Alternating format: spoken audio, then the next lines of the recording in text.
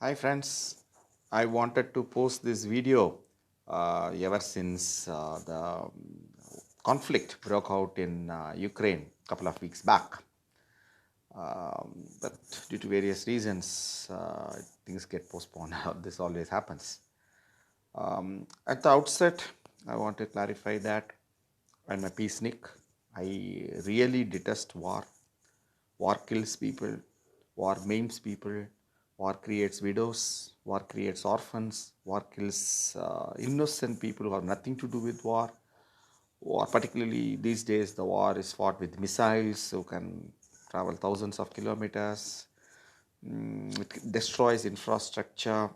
It puts a country back by a few decades. All these things are there. The fear, the fear of unknown among the children who grew up during the war, the sign of the things getting blasted up and fire and all those things. It's really a very very bad thing to do. If I have the power, I'll resolve all the disputes of the world, including what are the disputes, the territorial disputes India has got with all its neighbors, including China and Pakistan. Um, the common man is the most affected by the war. So, but then we have to be realists also at the same time. Uh, just by wishing it away, it can't go away. Something like the caste system or the Varna system, we may not like it. It goes against the principles of egalitarian equality, but it exists, particularly in India during elections.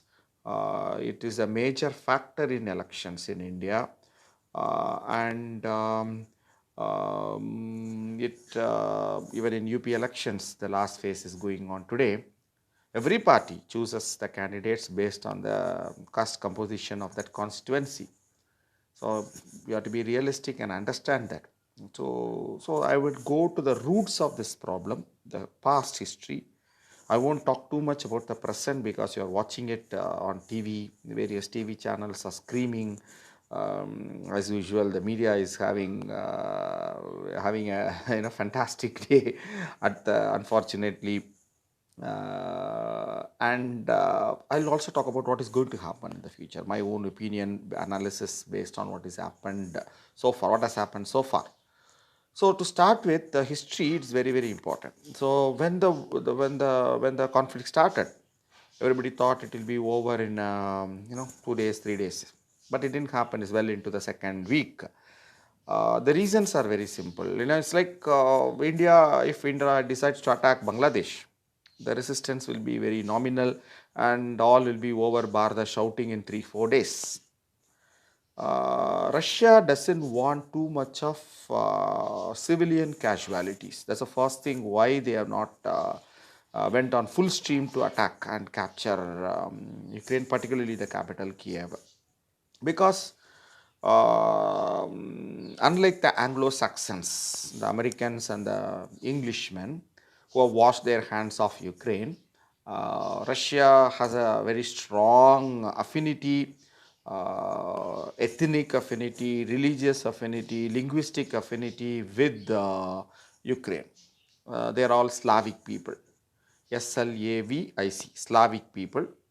So, who are Slavic people and how they are different from other people in Europe, including the Germanic people who are there? Just for that, you should have the and brief understanding of the map.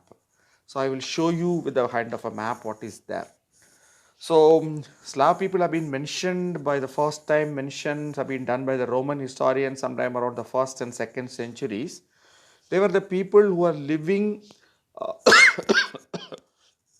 to the east of the German tribes. So you can say somewhere in the plains of Central Europe, somewhere near Czech Republic. You can see here Praha, Czech, Slovakia, Poland, Warsaw, Ukraine in the south we have.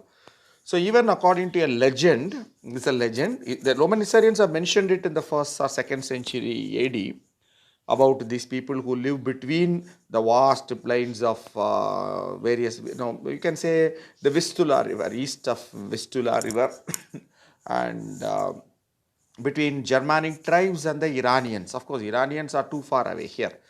So the whole of Central and Eastern Europe seems to have been, but this has been sparsely populated. So according to a legend which is there among all the Slavic people, there was a family of three brothers who were born in what is present day Czech Republic, and one of them decided to go down to the south. So he crossed the Alps and went into South Balkans, that is Southeast Europe, and what is present day Croatia, Slovenia, Serbia, particularly Bosnia, Kosovo, all these countries, the former Yugoslavia. So they became the South Slavs. So South Slavs, in fact, the words Yugoslavia, the former communist country which is no more there, the word Yugoslavia itself means land of South Slavs. So all this region, just north of Greece and up to Austria, it is populated by Slavs. So whereas this is of one son, whereas the second son decided to stay in Central Europe, and his predecessors now form the majority of the population in Czech, Slovak, Poland which is just north of them, and also in Bulgaria, which is south of them. So this is Central European Slav, the Central Slavs. Whereas one son decided to go further east, and that became what is the land of Eastern Slavs. Ukraine, Belarus, and Russia, and far into Asia, now into Siberia, all this. So there are three type of Slavs. They belong to the single racial group or an ethnic group. Southern Slavs, who mainly occupy the Balkan Peninsula. The Central Slavs occupying the countries of Czech Republic, Slovak Republic, and Poland and Bulgaria. Of course, Hungary and Romania are not Slavic countries. And the Eastern Slavs making up the majority of population in Ukraine, Belarus, and Russia. So there is a Slavic. They are racially. They have been DNA tests have been conducted on all Slavs, and they have been. It has been very clearly proven that they belong to a single racial group, very different from the Germanic tribes who live west of them, or their language is again similar. But of course, due to centuries of living together, naturally it is expected. The language, for example, of you may think that Croats and Serbians are sworn enemies. It's not so. The language is almost similar. They are dialects rather than separate languages. The language of the Balkans. It's something like the difference between Bagheli and Bundeli, or the difference between Brij Bhasha and Awadhi. People can easily understand each other. Same thing, Czech language, Polish language, Slovak language are very similar to each other. Similarly, Russian, Ukrainian, Belarus language is almost same. There is no difference at all. And their language, the written thing that comes from Greece, Cyrillic alphabet. It's not Latin alphabet. From Greek, Romans took it and changed some of the alphabets. So that's Latin alphabet, from which we are using English, French, all of them, Spanish, all the Romance languages all follow Latin thing. Whereas these things follow the Greek alphabet, what is known as the Cyrillic alphabet. And you can easily read all of them. I've learned Russian, so I can read even Czech or even Serbian languages, not without much difficulty. Um, and their religious affinity. The third one is religious affinity. What is a religious thing? Most of the people, the majority of the Slav people follow Eastern Orthodox Church. So the Eastern Roman Empire was headquarters in what is present day Istanbul, that time known as Byzantine. So from Byzantine, there is a great schism between the Eastern Orthodox churches and the Roman Catholic Church, which is in Rome, that is western part, Western Roman Empire and Eastern Roman Empire, in 1053 AD, that is 11th century AD. And so far they have not resolved their theological differences. So even now today, the head of the Eastern Orthodox Church sits in Byzantine, what is present day Istanbul in Turkey. That's why Russia and Greece share a very close relationship. If you remember, around 7 8 years back, there was a big financial crisis in Greece, and Russia was the first country to help them. Even today, they have a very close political relationship also because of the. But Greek people are not Slav people. It is the religion which spread from the Greek-speaking areas in southern Europe and the Eastern Orthodox churches, right? Most of them, but not all. For example, the difference between Serbians and Croatians, both speak almost the same language, is essentially due to religion. The Serbs, Novak Djokovic, follow Eastern Orthodox Church, whereas the Croats follow Roman Catholic Church. That is Goran Ivanisevic, for you, very easy to remember for you. And Bosniaks, though they are Slavs, they are Muslims. The same thing. If you go, people living in Central Europe, Czech Republic, Slovak Republic, Poland, all of them are Catholics. Whereas if you go to Eastern Slavs, Russians, majority of Ukrainians, and all Belarusians, they are all follow Eastern Orthodox Church. So there are commonalities which is united by the race. There is the languages are almost similar, the Slavic languages, but there are huge differences in the religion.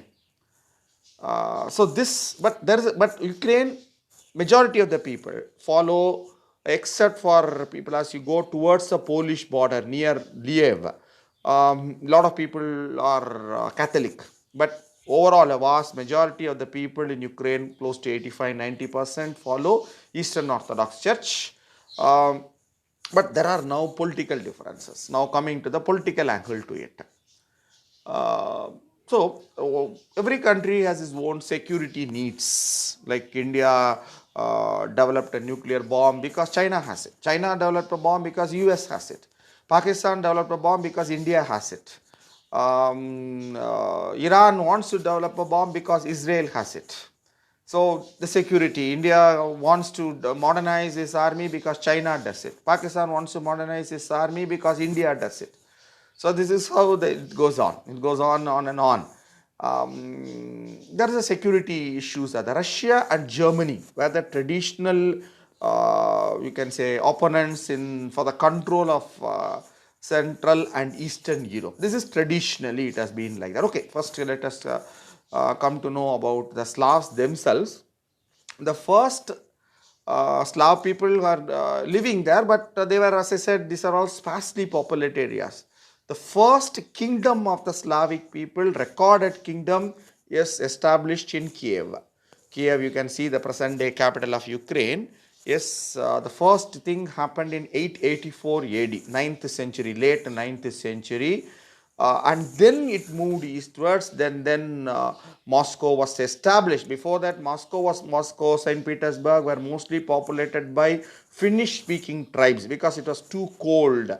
Later, the Slavs kept on moving eastwards and occupying the great plains of Don, and then the great other great rivers like Volga basin. They multiplied in large numbers and established kingdoms. But the first recorded Slavic kingdom was established in Kiev. So in 884 AD. So it holds a special place for all Slavic people, the historic city of Kiev.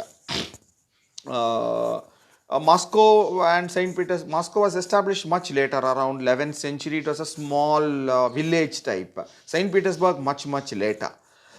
The two great cities of modern day Russia. So security, I was talking about the security. The security always has been a big problem. The fight among the Germans and the Slavs keeps on going there.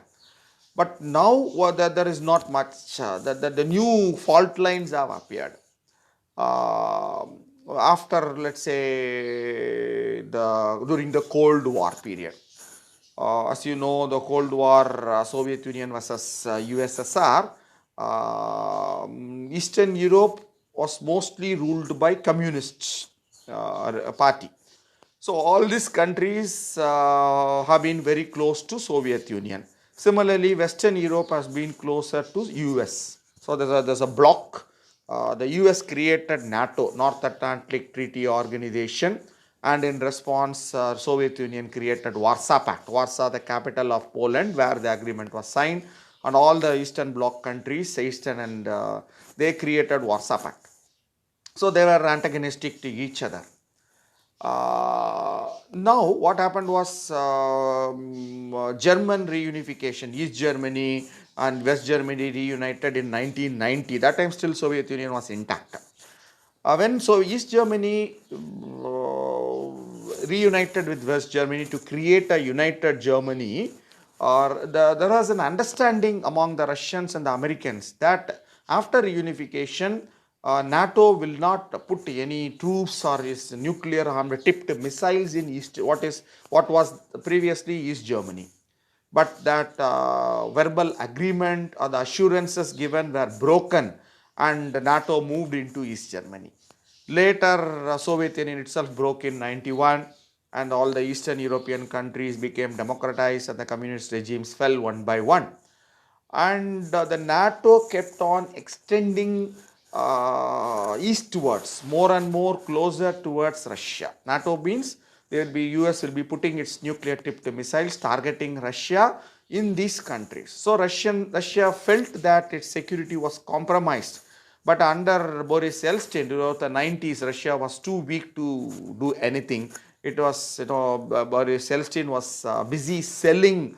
He was destroying Russia, selling all the PSUs at crony capitalism, just the same way Mr. Modi and Mr. Shah are destroying India by selling everything to their crony capitalistic. Russia was weak, so whatever the protests were very meek. But under Putin, Russia has regained some of its former glories and does not want a security threat to it.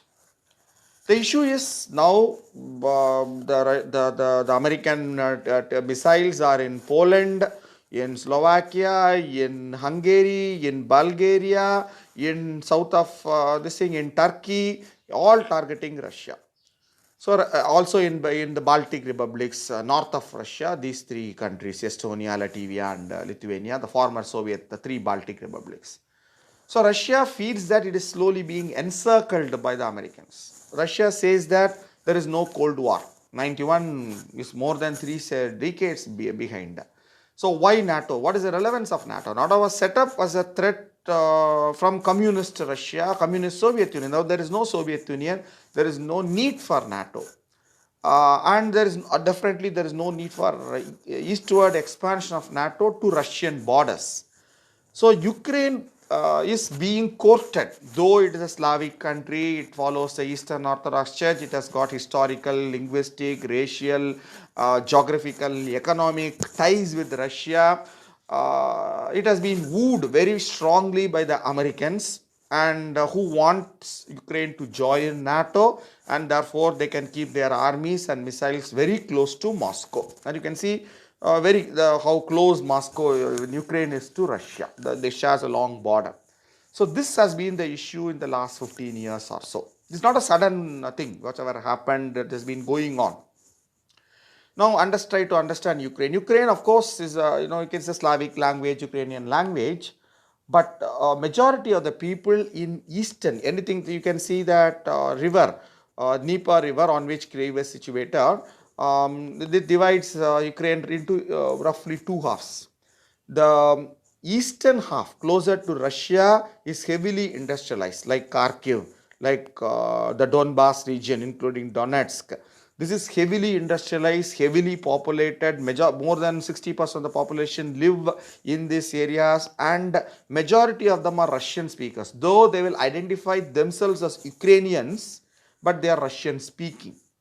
Including the present president, Mr. Zelensky, who comes from you can see the city there, Dnipropetrovsk, which is, he also comes from Russian speaking areas, majority Russian speaking areas. Whereas as you go more towards west of Kiev, towards Lviv on the Polish border, it's mostly agricultural, not much developed. The